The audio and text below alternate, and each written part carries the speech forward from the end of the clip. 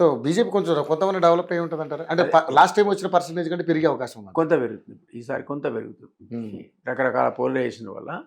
But really ఉన్నప్పుడు మీరే అన్నట్టుగా ఇద్దరి మధ్య ప్రధాన పోటీ మాత్రం ఇద్దరి దగ్గర కనపడుతుంది, కాంగ్రెస్ వర్సెస్ బీఆర్ఎస్. కానీ నిజంగా ఇక్కడ ఎన్నికల నియమావళిని ఉల్లంఘించి వీళ్ళు చేస్తున్నటువంటి కాంగ్రెస్ పార్టీ చేసినటువంటి దీన్ని బీఆర్ఎస్ పార్టీ పెద్ద ఎత్తున, బీజేపీ పార్టీ పెద్ద ఎత్తున గగ్గోలు పెట్టి మంత్రులు, ఎంపీలు వీళ్ళందరూ కూడా మొత్తం యాగి చేసి కంప్లైంట్ చేసినా కూడా ఎక్కడ పనులు అక్కడ చక్కబెట్టుకున్నట్టు చక్కమని క్లియర్ అయిపోయింది.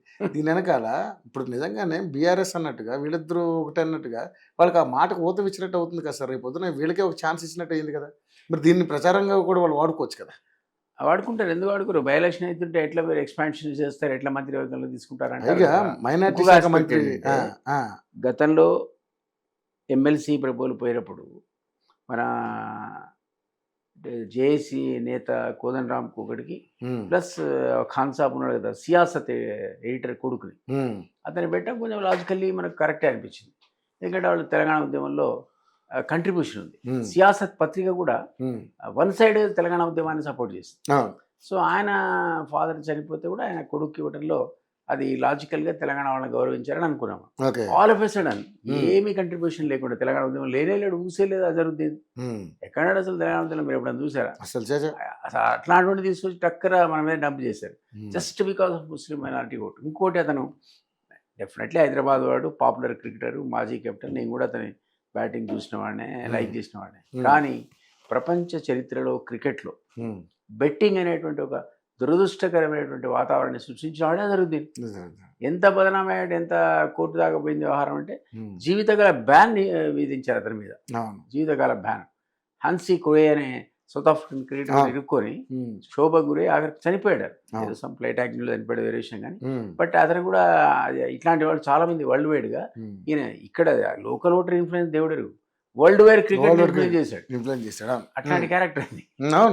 అతన్ని తీసుకొచ్చి మీరు ఉద్యమకాడా లేదా ఎట్లా చేస్తారు మీరు? మరి ఆ మంత్రి అది ఆ బ్యాన్ అనేది ఎత్తివేయబడచ్చు, సుప్రీంకోర్టు దాకా పోరాడి మళ్ళీ తెచ్చుకోవచ్చు.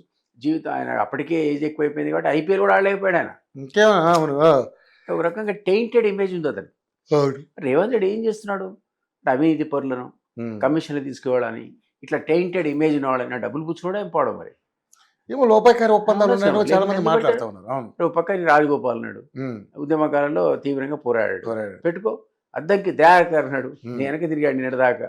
హోమ్ మినిస్టర్ ఇస్తారని ఒక సందర్భంలో ఆయన పేరు కూడా బయటకు వచ్చి ఈయన కూడా అజరుద్దీన్ కూడా హోమ్ మినిస్టర్ ఇస్తారని చెప్పి ఇంకా ఇన్ఫ్లుయెన్స్ చేయడానికి పోయి మైనారిటీ వరకే లిమిటెడ్. బట్ మైనారిటీస్ అంటే ఇన్ఫ్లుయెన్స్ అవుతారుగా. చాలా మనం మాట్లాడే 120,000 ఓటర్లు వాళ్ళే కదా. రేపు అన్ని పనులు మా నీకు చేసి పెడతా అంటాడు.